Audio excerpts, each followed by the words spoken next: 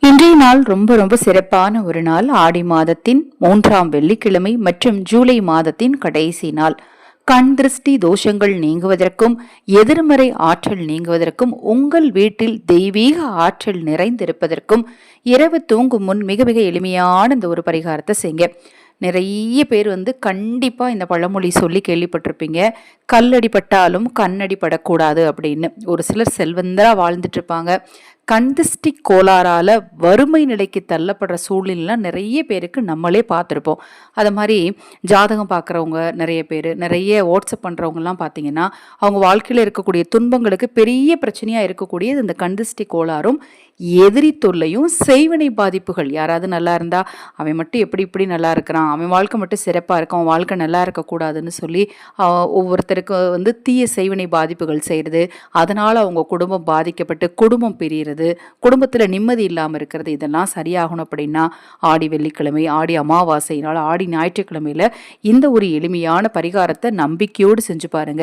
உங்கள் வீட்டில் இருக்கக்கூடிய கெட்ட ஆற்றல்கள் நிச்சயமாக நீங்கும். அது மாதிரி இந்த வெள்ளிக்கிழமையில் நிறைய பேர் வீட்டில் பார்த்துருப்பீங்க, வாசல் எலுமிச்சம்பழம் வைக்கிறது, பச்சை மிளகாய் வைக்கிறது, வரமிளகாய் வைக்கிறது, எலுமிச்சம்பழத்தில் மிளகு வச்சு வைக்கிறது, எலுமிச்சம்பழத்தில் கிராம்பு வச்சு வைக்கிறது. இதெல்லாம் ஒரு சிறப்பான தாந்திரிகம். ஆனால் இதை நிறைய பேர் கேலி பேச்சுக்கு ஆளாக்குறாங்க. இது ஒருவேளை எங்கள் வீட்டுக்கு பக்கத்தில் உள்ளவங்க இதை பார்த்து என்ன கமெண்ட் பண்ணுறாங்க அப்படின்னு நீங்கள் நினச்சிங்கன்னா, நீங்கள் உங்கள் வீட்டுடைய கதவுடைய ஓரத்தில் கூட நீங்கள் தாராளமாக ஒரு கொஞ்ச நேரம், நைட்டு ஒரு 9 மணிக்கு மேலே கொஞ்ச நேரம் மட்டுமாவது கண்டிப்பாக வைங்க.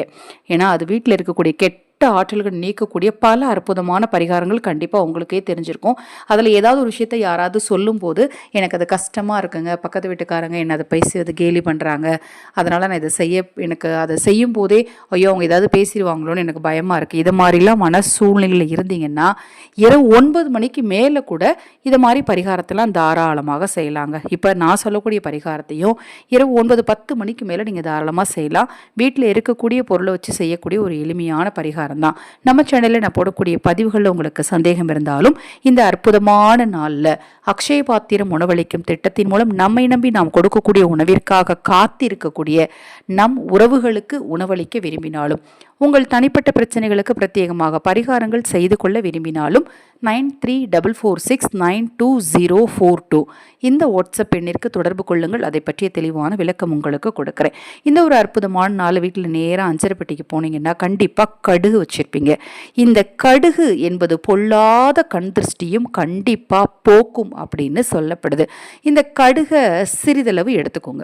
சிறிதளவு எடுத்து அது கூட கொஞ்சமாக கல்லுப்பு, இது ரெண்டும் எடுத்து மிக்சியில் போட்டு ஒரு சுற்றுனீங்கன்னா ஒரு பவுடர் ஃபார்மில் கிடைக்கும். சில நேரத்தில் திருன்னு பிரிப்பிரியாக இருக்கும். அப்படி இருந்தாலும் தவறு கிடையாது, நீங்கள் கவலைப்படாதீங்க, எடுத்துக்கோ. ஏன்னா நம்மளுக்கு கொஞ்சமாக தான் தேவை இல்லையா. சும்மா ஒரு அரை சிட்டிகை கடுகு போடுங்க, ஒரு அரை ஸ்பூன் கல் போட்டு மிக்சியில் போட்டு ஒரு சுற்றிட்டு அதை கையில் எடுத்துக்கோங்க. இல்லை இடிகள் இருந்துச்சுன்னா அதில் கூட இடிச்சிக்கலாம். நல்லா பவுடர் ஃபார்மில் கொண்டு வரணும்னு அவசியம் கிடையாது. நீங்கள் ஓரளவுக்கு அரைச்சிக்கிட்டால் கூட போதும். அதை உங்கள் கையில் எடுத்து வச்சுக்கிட்டு உங்களுக்கு எதிரி நீங்கள் யார் நினைக்கிறீங்களோ அவங்களால உங்களுக்கு பாதிப்பு ஏற்படக்கூடாது, உங்களை யார் அடிக்கடி கண்ணு வைக்கிறாங்கன்னு நினைக்கிறீங்களோ அந்த கண் திருஷ்டியால் உங்களுக்கு பாதிப்பு ஏற்படக்கூடாதுன்னு சொல்லி உங்கள் இஷ்ட தெய்வத்தையும் குல தெய்வத்தையும் வேண்டிட்டு உங்கள் வீட்டுக்கு வெளியில் நிலைவாசலுடைய முக்கில் கார்னரில், வீட்டுடைய ஒவ்வொரு வெளியில், அதாவது வீட்டுக்கு வாசலுக்கு வெளியில் பால்கனி இருக்கும் இல்லையா, அல்லது வெளியில் வராண்டா இருக்கும் இல்லையா, அந்த இடத்துல ஒவ்வொரு மூலைகளையும் லேசாக தூவி விடுங்க. அப்புறம் வாசலில் கோலமிடும் இடத்துலையும் வெளியில் மூலைகள் இருக்கும் இல்லையா, அந்த மூலைகளில் தூவி விடுங்க. மீதி இருக்கிறத கொண்டு போய் முச்சந்தியில் போட்டு வந்துடுங்க. இந்த பரிகாரத்தை நீங்கள் செய்கிறதுனால பொல்லாத கண்டிஷ்டியும் கூட தவிடு பொடியாகும். நல்ல ஒரு நேர்மறை ஆற்றல் சக்தி உங்ககிட்ட பெருகும். இது போன்ற எண்ணற்ற தகவல்களை தொடர்ந்து தெரிந்து கொள்ள தொடர்ந்து நம்ம சேனலை பாருங்கள். ஹரஹர சங்கர, ஜெய ஜெயசங்கர. மகாபெரிவா திருவடி பாதம் சரணம் சரணம். நல்லதே நடக்கட்டும்.